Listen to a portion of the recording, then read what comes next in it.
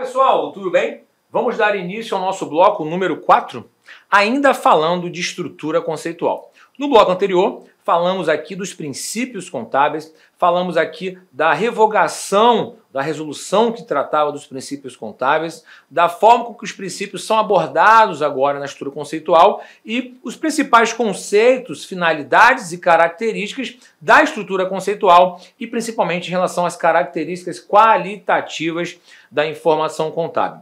Bom, a partir de agora, vamos abordar os elementos das demonstrações contábeis. Sem dúvida alguma, uma das partes mais importantes da nossa disciplina. Porque se eu não entender o que é um ativo, o que é um passivo, o que é um patrimônio líquido, o que a gente vai falar na parte de patrimônio mais à frente, é reforçar que o patrimônio é o conjunto de bens, direitos e obrigações, mas como eu entender o que é um bem?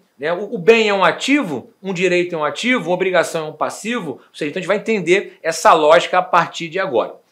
Ou seja, então vamos trazer os conceitos técnicos de ativo, passivo, patrimônio líquido, receita e despesa e a forma ou as formas possíveis de mensuração desses elementos. Legal? Então vem comigo aqui na tela. Bom, elementos das demonstrações contábeis. Então, quando eu me refiro aos elementos das demonstrações contábeis definidos nesta estrutura conceitual, estou me referindo a ativos, passivos e patrimônio líquido, quando eu estou me referindo a elementos que se referem ou que impactam a posição financeira da entidade que reporta. Então, normalmente, ativos, passivos e patrimônio líquido se referem à posição financeira. Logo, estou me referindo ao balanço patrimonial. Tá? Além disso, eu tenho receitas e despesas que se referem ao desempenho financeiro da entidade que reporta. Então, receita e despesa tem relação com o desempenho financeiro. Tá? Posição financeira é ativo, passivo e patrimônio líquido. Então, receita e despesa tem relação com a DRE, demonstração do resultado do exercício.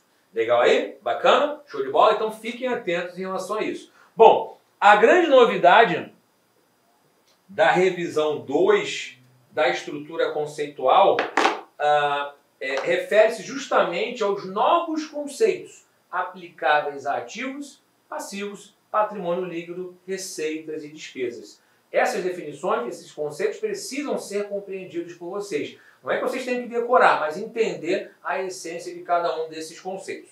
Bom, então vamos lá. O que é ativo? Lembre-se que a essência econômica prevalece sobre a forma. Então, ou seja, para um item ser considerado um ativo da empresa, que ele pode ser um bem, um direito, nós vamos falar isso mais à frente, o ativo é um recurso econômico, o ativo é um recurso econômico. Recurso econômico é um recurso que tem a capacidade de produzir benefícios econômicos para a entidade, sob a forma de entradas de caixa ou redução de passivos e tudo mais. Esse recurso tem que estar atualmente controlado pela entidade, ou seja, no presente, não pode ser no passado nem no futuro. Eu preciso ter o controle daquele item, daquele recurso. Controle é a capacidade de direcionar o uso daquele ativo. Beleza? Então, ou seja, o recurso econômico presente controlado pela entidade como resultado de eventos passados. Legal? Então, ou seja, eu preciso controlar, ou seja, direcionar o uso daquele item que não necessariamente eu tenho a propriedade. Então, reparem que a propriedade não é algo essencial. Legal? Tá? E o recurso econômico é um direito que tem o potencial de produzir benefício econômico. Show de bola? Bacana aqui? Beleza? Tá? Então eu preciso ter essas características. Já já a gente vai fazer um resumo aqui para vocês não se perderem. Bom, então vamos lá. Um recurso econômico ele pode produzir benefícios econômicos para a entidade de diversas formas. Pelo recebimento de fluxo de caixa ou recebimento de algum outro recurso econômico. Posso trocar recursos econômicos com outra parte em condições favoráveis. Ou seja, troquei um ativo por outro ativo em condições favoráveis. Posso ter um benefício econômico pela produção de fluxo de caixa ou que eu evite fluxo de saída de caixa, né? Por exemplo, posso utilizar o recurso econômico individualmente ou em combinação com outros recursos para produzir produtos ou prestar serviço. Ou seja, eu posso utilizar um estoque para ser consumido no processo de produção, para virar um produto acabado, para gerar caixa. E esse caixa, obviamente, com um valor maior do que o meu custo. Né? Utilizando o recurso econômico para melhorar o valor de outros recursos econômicos, posso reparar, né? Eu posso melhorar o aspecto de um ativo meu e ele gerar valorização. Né? Arrendando o recurso econômico a outra parte. Eu posso ter um bem de minha propriedade, eu posso arrendar a outra pessoa. Né? A pessoa vai me pagando, né, recursos financeiros, recursos econômicos durante esse contrato. Né? Ou seja, eu posso ser através do recebimento de caixa de outros recursos, por meio da venda do recurso econômico, posso vender um estoque, vender um ativo imobilizado e receber caixa por isso, ou extinguir passivos por meio da transferência de recurso econômico. Então eu posso liquidar um passivo, isso é uma forma de gerar um benefício econômico para a entidade. Legal? Bacana aqui? Beleza? Bom, então qual é o outro atributo? Controle. Controle não significa propriedade. Então em que situação, em que momento uma entidade controla um recurso? Ela controla se a entidade tem a capacidade de direcionar o uso daquele recurso econômico e, obviamente, obter benefícios econômicos, né, da utilização daquele recurso. Então, por exemplo, se eu tenho um ativo arrendado e eu consigo direcionar a maneira com qual vou utilizar aquele ativo, né, ele vai ser considerado como ativo. Se eu não conseguir direcionar o uso, se é o fornecedor que restringe como eu uso, isso não é um ativo, passa a ser um contrato de prestação de serviço. Legal? Ou seja, controle inclui a capacidade presente de impedir outras pessoas de direcionar o uso do recurso econômico. Ou seja, só quem usufrui do recurso econômico sou eu. Só quem tem os benefícios econômicos do uso sou eu. Legal aqui? Beleza? Show de bola? Bom, então, para resumir aqui, né, quais são as características, as 3 grandes características de um ativo? Eu preciso ter um recurso econômico atualmente na empresa, que seja controlado por ela, tá? E que esse recurso seja proveniente de eventos passados. Então, lembrando, o fato gerador precisa ter acontecido.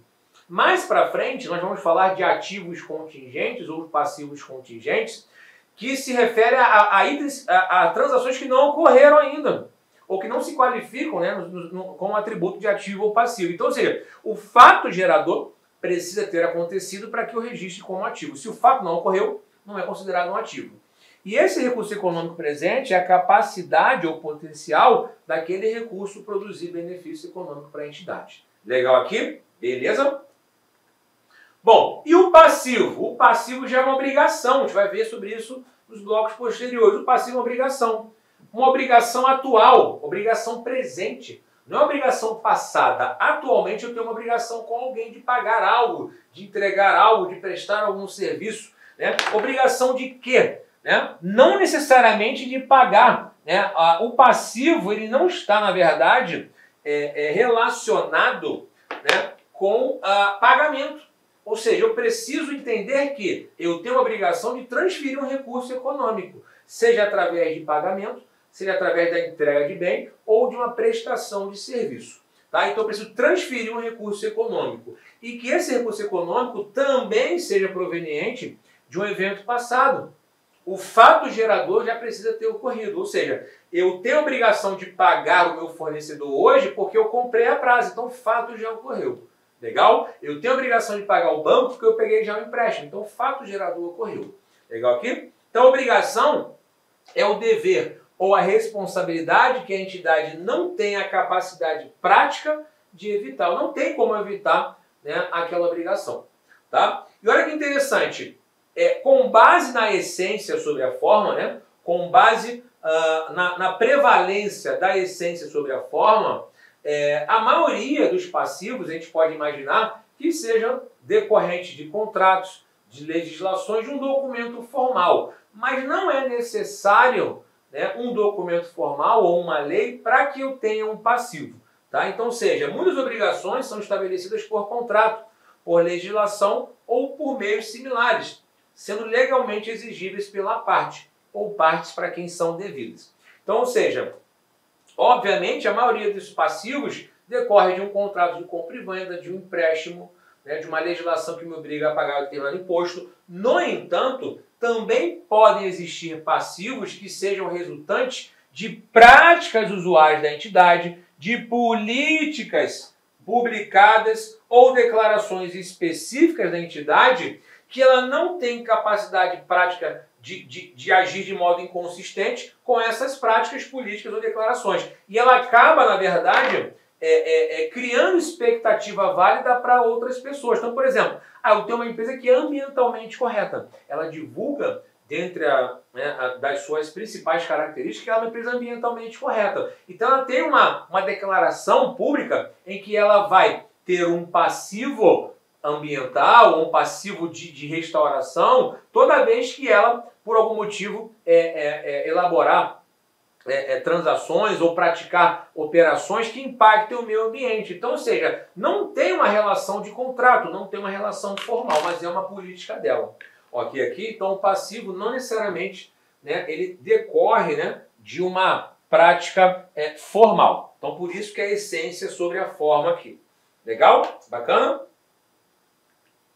Bom, então para satisfazer o segundo critério, né, de passivo, a obrigação deve ter o potencial de exigir que a entidade transfira um recurso econômico para outra parte ou para outras partes. O que significa isso? Na verdade, a obrigação de transferir um recurso econômico não se limita à entrega de caixa. Um passivo não se extingue ou se liquida através simplesmente de uma saída de caixa, né? Pode ser pela entrega de um bem, pode ser pela prestação de um serviço. E o terceiro critério, né, para que o passivo seja reconhecido como tal, que seja uma obrigação presente que exista como resultado de eventos passados. Então, de novo, para que ocorra um passivo, o fato gerador precisa ter ocorrido. Então, de novo, eu tenho a questão da competência aí.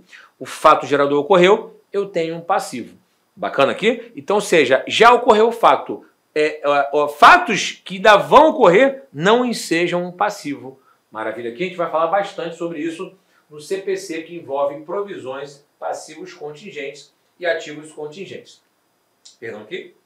Bom, então a obrigação presente ela existe como resultado de eventos passados, somente se a entidade já tiver obtido um benefício econômico. Como consequência, a entidade terá ou poderá ter que transferir um recurso econômico por conta do fato gerador já existir, e o benefício econômico obtido pode incluir, por exemplo, produtos ou serviços.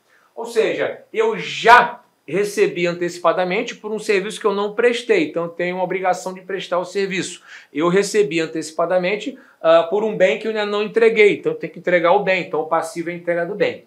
Né? Obviamente, a maior parte dos passivos são através da liquidação em caixa, da entrega de caixa. Legal aqui? Bacana? Beleza?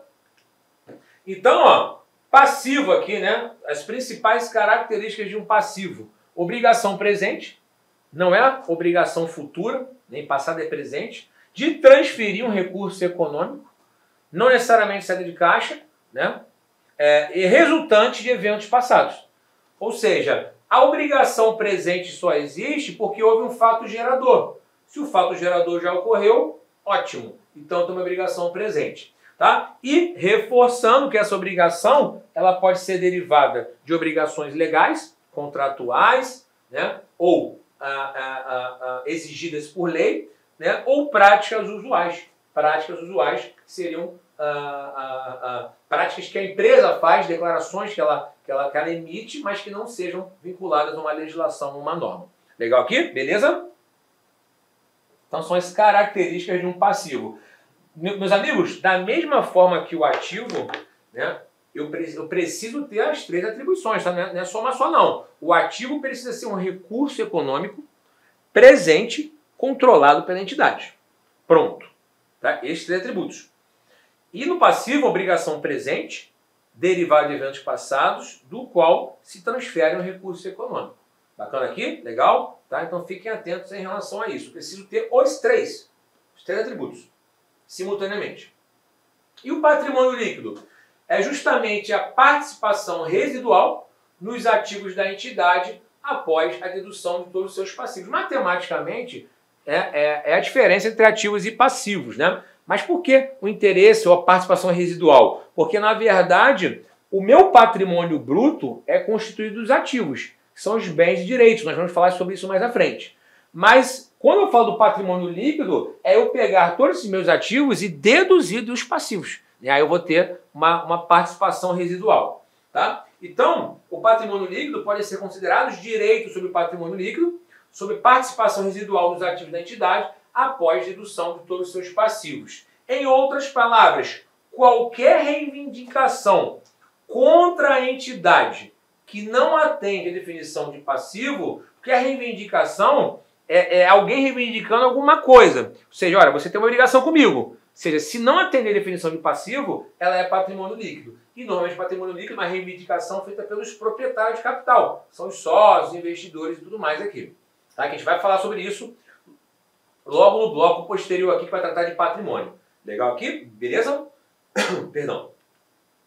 Bom, essas reivindicações podem ser estabelecidas por contrato, legislação ou meios similares, incluindo ainda medidas que não atendem à definição de passivo. Ou seja, ações de diversos tipos emitidas pela entidade, né, algumas obrigações da entidade de emitir outro direito sobre o patrimônio líquido. Tá? Então, o nome de patrimônio líquido é uma obrigação que a empresa tem com os sócios, os acionistas da empresa. Legal? A gente vai falar bastante sobre isso quando tratarmos aqui de patrimônio. Bom, então falamos dos elementos que se referem à posição financeira. Quando eu falo de posição financeira, eu estou me referindo ao ativo, passivo e patrimônio líquido, que são as contas patrimoniais. Quando eu falo de desempenho, estou me referindo a receitas e despesas.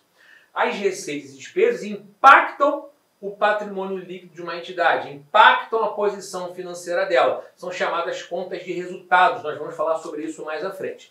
Então, receitas e despesas são definidas de qual forma? Receitas são aumentos nos ativos ou reduções nos passivos que resultam em aumentos no patrimônio líquido. Ou seja, o meu patrimônio líquido ele é afetado positivamente por uma receita, seja através de um aumento de ativo ou redução de passivo. Quando nós entendemos a parte de lançamentos contábeis, vai ficar muito mais fácil vocês visualizarem isso.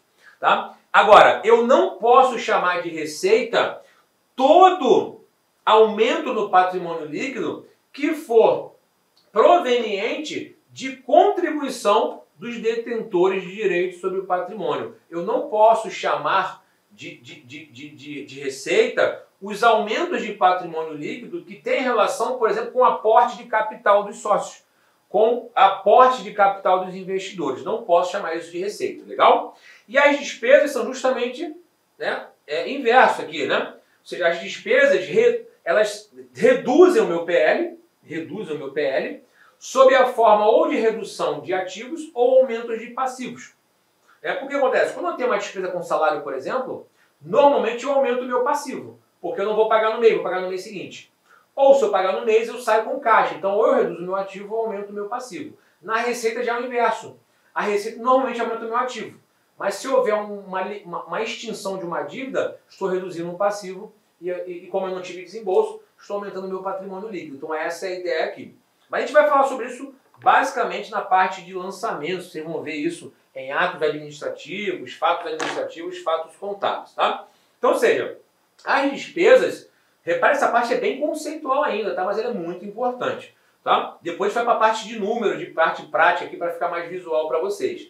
Tá? E as despesas, então, são reduções dos ativos ou aumentos de passivos que resultam em redução do patrimônio líquido. Então, a receita aumenta o meu patrimônio líquido e, logo, a despesa diminui meu patrimônio líquido. Agora, eu não posso chamar de despesa aquela redução do patrimônio líquido que tem a relação com a distribuição dos recursos aos proprietários de capital. Então, ou seja, distribuição de lucros e dividendos não pode ser considerada despesa. Reduz o meu patrimônio líquido, mas não tem relação com despesa.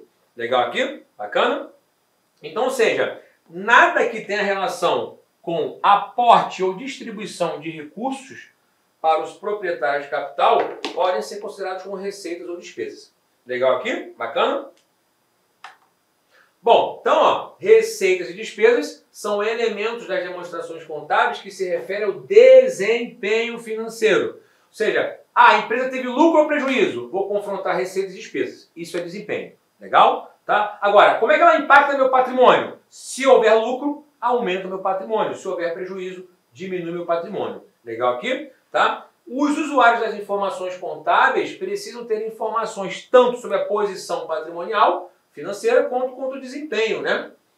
Então, ou seja, assim, embora receitas e despesas sejam definidas em termos de mudanças em ativos e passivos, informações sobre receitas e despesas são tão importantes como informações sobre ativos e passivos. Por quê? As receitas, normalmente, geram impactos nos meus ativos, né?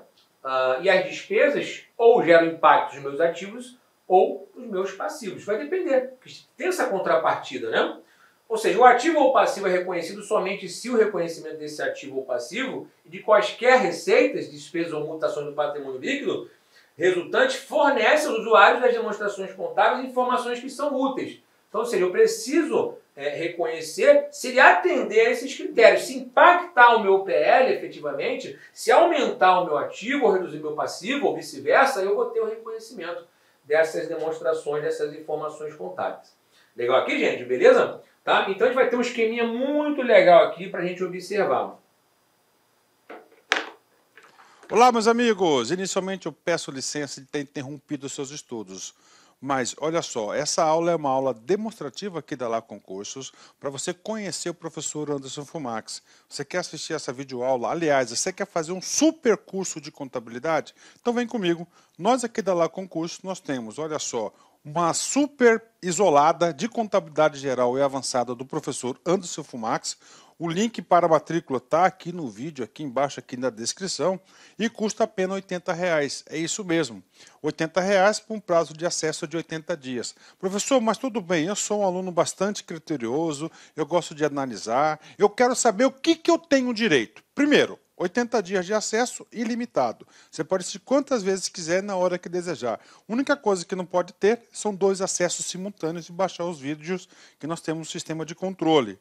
Mas você vai ter direito, contabilidade geral, 30 videoaulas detalhadas, assunto por assunto, estoque, escrituração, competência, caixa, atos administrativos, fatos administrativos, patrimônio, critérios de avaliação de estoques, mais 30 videoaulas também de contabilidade avançada, super atualizado, atualizadíssimo aqui na Lá Concursos, e além disso, eu pedi para o pessoal da edição disponibilizar de full time para vocês aí, de cortesia, claro, dentro do prazo de acesso, também o curso ministrado presencialmente aqui da Lá Concursos, que o professor Anderson Fumax ministrou aqui na LAC. Tá certo, gente? Excelente custo-benefício, R$80. Vem estudar conosco, que eu tenho certeza que você não vai se arrepender. Um forte abraço, fique com Deus, até a próxima, se Deus quiser. Tchau, tchau.